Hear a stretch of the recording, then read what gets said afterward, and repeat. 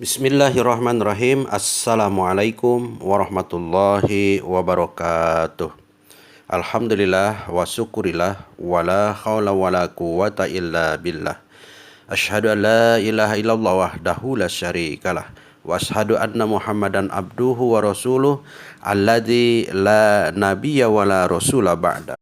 Puja, puji serta syukur kehadirat Allah Subhanahu wa taala atas segala karunia dan rahmat kasih sayangnya kepada kita, sehingga kita masih dapat menjalankan segala aktivitas kita, baik sebagai hamba maupun sebagai khalifatullah. Doa kami senantiasa menyertai para pemirsa semuanya. Semoga Allah tetap melimpahkan rahmat dan kasih sayang serta berkahnya, sehingga pemirsa berada dalam kondisi sehat walafiat, dimudahkan segala urusannya, dilapangkan rizkinya, serta dilapangkan hati, serta tetap istiqomah, konsisten mengamalkan keimanan dan ketakwaan kita, serta mengimplementasikannya dalam kehidupan sehari-hari. Pemirsa yang dirahmati Allah Subhanahu wa taala, pada kesempatan kali ini kami akan membahas tentang kendala Iqra bismi rabbik. Namun sebelumnya kami tetap memohon dukungan kepada pemirsa semuanya dengan tetap mensubscribe serta like, share, dan komennya. Dan jangan lupa untuk tetap menyalakan tombol loncengnya agar tidak ketinggalan pembahasan-pembahasan serta update dari channel peradaban ini. Pemirsa, banyak orang berikra akan tetapi tidak dapat mencapai kebenaran yang hakiki. Mereka dapat melihat keajaiban alam, tetapi tidak mengantarkannya makin beriman. Malah kesombongannya yang muncul, perkembangan iptek yang mestinya membawa kesejahteraan akan tetapi malah mendatangkan malapetaka. Semua ini karena orang belum mengembangkan sains dan teknologi dengan landasan Bismi Rabbik. Bahkan ada yang sudah membaca Al-Quran, akan tetapi tidak dapat menjadikan Al-Quran sebagai ikutan, malah mempolitisir ayat-ayat suci untuk kepentingan sesaat. Kebenaran kadang sudah di depan mata, tetapi manusia tidak dapat atau tak mau mengambilnya. Ada beberapa kendala yang membelenggu manusia sehingga tidak mampu menuju kebenaran. Seruan-seruan kebenaran tak didengar, berita-berita alam akhirat yang menggemparkan tak dipercayanya. Semua dianggap sebagai angin lalu dan cerita-cerita tanpa makna. Mengapa demikian? Ada penjara jiwa yang menjadi kendala seseorang untuk berikra bismi rabbik. Kendala-kendala itu antara lain: pertama, belenggu tradisi dan sejarah. Tradisi adalah kebiasaan yang berulang-ulang sehingga membuat seseorang tergantung kepadanya. Orang yang telah tergantung pada tradisi tidak mudah menerima hal baru, padahal tidak semua tradisi itu bernilai benar. Orang yang terbelenggu pada tradisi syirik tidak mudah menerima ajaran tauhid, bagaimana yang difirmankan Allah Subhanahu wa taala dalam surat Al-Luqman ayat 21. A'udzubillahi minasyaitonir rajim. Wa idza qila lahumuttabi'u ma anzalallah qalu bal nattabi'u ma wajadna alaihi aba'ana awalau kana syaitanu yad'uhum ila azabis sa'ir. Dan apabila dikatakan pada mereka, ikutilah apa yang diturunkan Allah, mereka menjawab, tidak, tapi kami hanya mengikuti yang kami dapatkan dari bapak-bapak kami mengerjakannya. Dan apakah mereka akan mengikuti bapak-bapak mereka, walaupun syaitan itu menyeru kepada mereka ke dalam api yang menyala-nyala, yaitu neraka syair? Demikian pula dengan sejarah. banyak orang yang terbelenggu olehnya. Sejarah memang dapat digunakan sebagai pelajaran untuk memperbaiki diri. Bahkan dalam Al-Quran banyak didapati perintah agar kita mengambil pelajaran dari berbagai peristiwa masa lalu untuk merencanakan masa depan. Tetapi tidak sedikit orang atau suatu kaum yang terjangkit kesombongan dan tidak mau menerima kebenaran karena sejarahnya. Orang Yahudi tidak dapat menerima kehadiran Rasulullah Muhammad SAW karena beliau berasal dari keturunan Arab.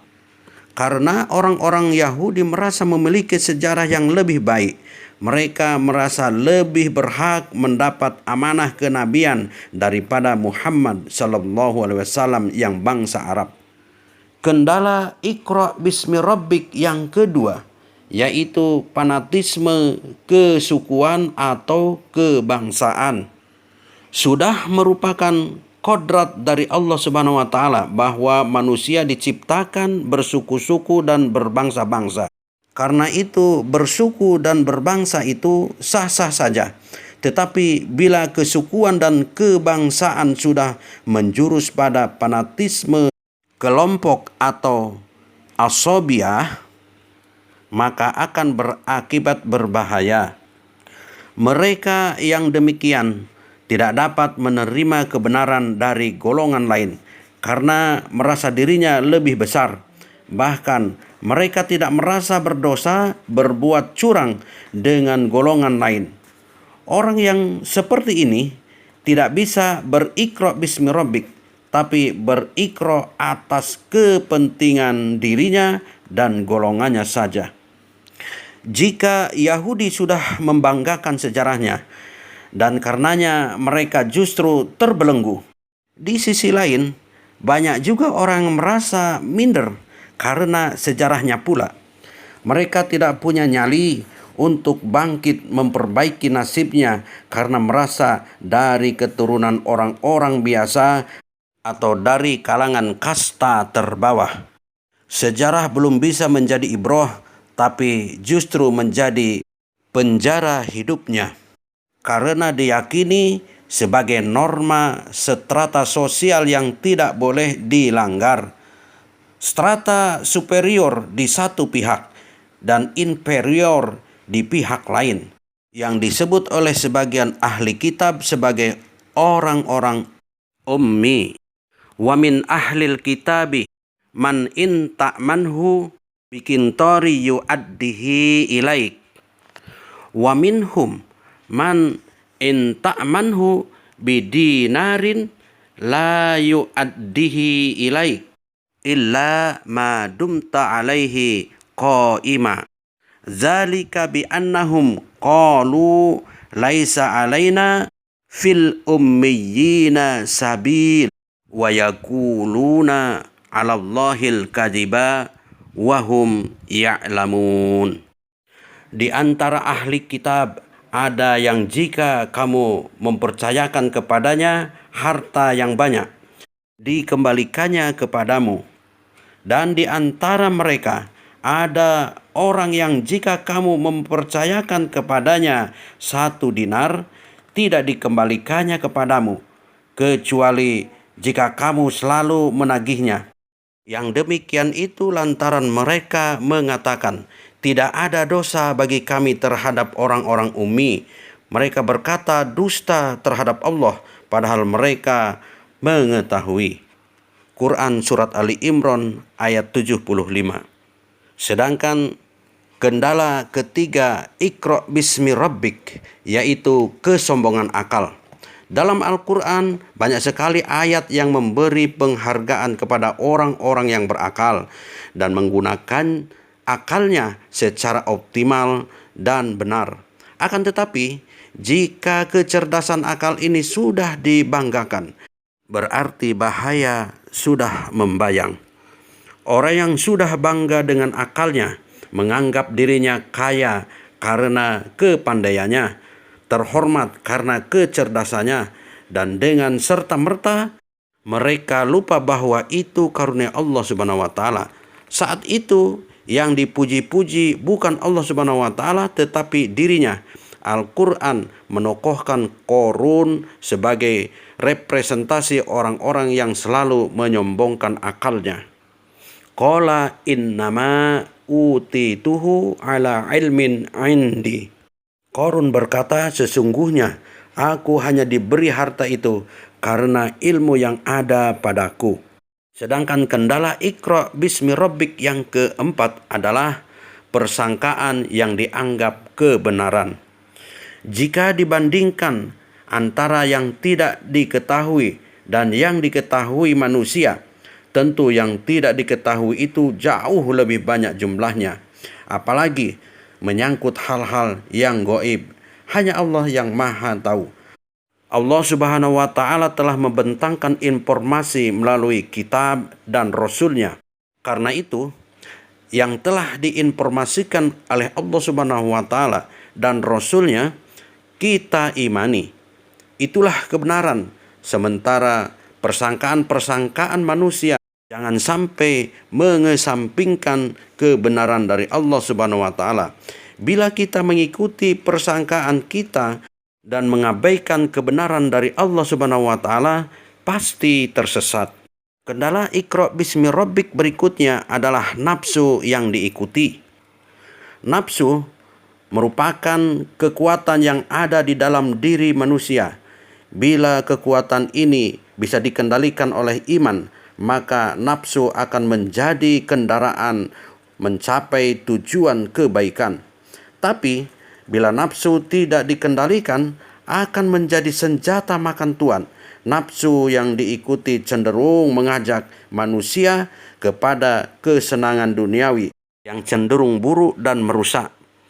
Inna nafsa la ammaratum bis-su'.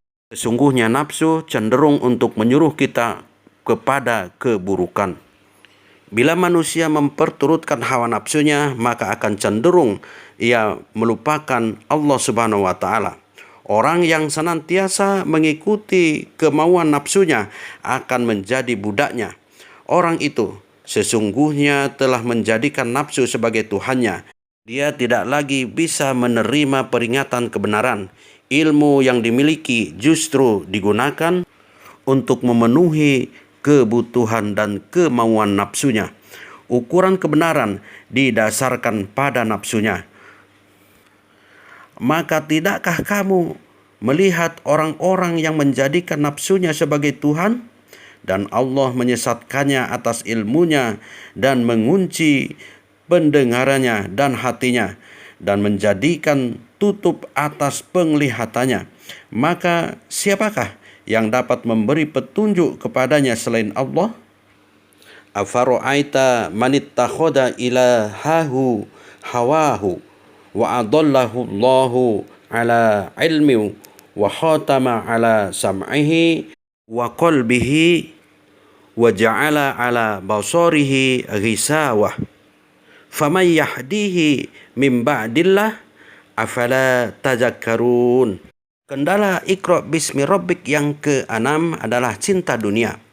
Bagi orang yang cinta dunia, maka dunia menghijabinya atau menutupinya dari kebenaran hakiki. Hatinya diliputi oleh kesibukan menumpuk dunia dan melupakan kehidupan setelah mati.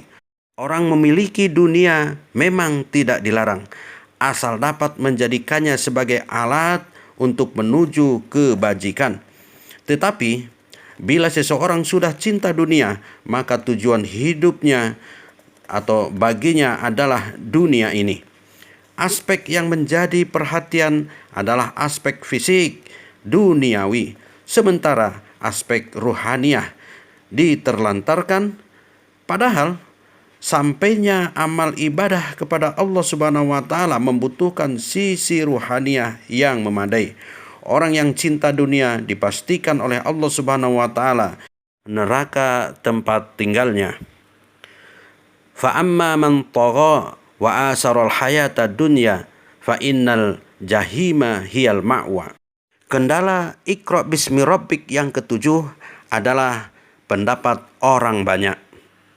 Seseorang yang selalu mengikuti pendapat orang banyak sebagai kebenaran sering tersesat, sebab ukuran kebenaran itu bukan dari banyaknya. Kebenaran hakiki itu dari Allah Subhanahu wa taala. Betapapun banyak orang yang menyatakan sebagai kebenaran, tetapi bila tidak sesuai dengan kebenaran dari Allah Subhanahu wa taala, harus ditolak. Sebaliknya, mesti banyak yang menganggap sebagai ketidakbenaran, tetapi benar menurut wahyu dari Allah Subhanahu wa taala. Kita harus berani menerimanya. Jadi, kebenaran dalam Islam berbeda dengan demokrasi yang mengandalkan kepada suara terbanyak. Wallahu a'lamu bissawab. Assalamualaikum warahmatullahi wabarakatuh.